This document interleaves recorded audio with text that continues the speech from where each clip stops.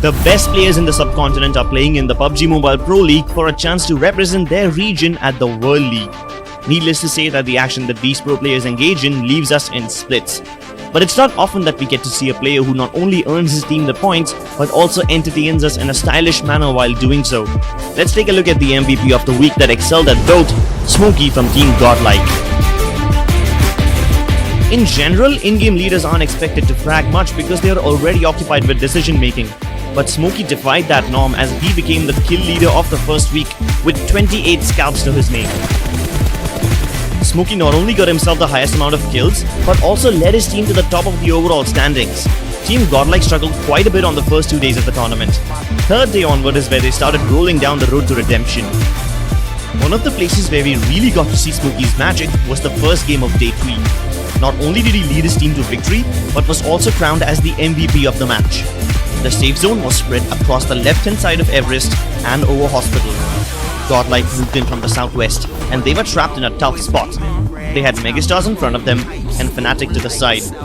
Godlike made sure that Existence was always keeping tabs on Fnatic, meanwhile the rest of them focused on Megastars. While Mortal was busy entertaining us with the shenanigans, Smokey and his teammates pushed in quickly and finished off Megastars in the background, thus capturing the high ground for themselves.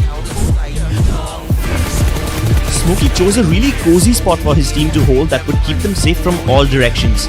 A slight dent in the terrain made sure that they were covered from the left and the right side. They didn't have to worry about their backs because they were at the edge of the zone, and then they put up cars in front of them for cover, meaning safe from all directions. Smokey killed Scout and Oasis, thus making the opponent weaker. When the next zone came along, they got into their cars and drove in there without fear, and then they spread out to cover as much ground as possible.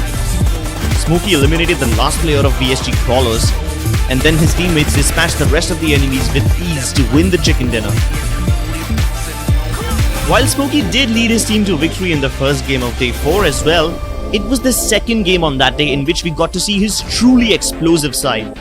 Smokey showed us why he was the ultimate grenadier.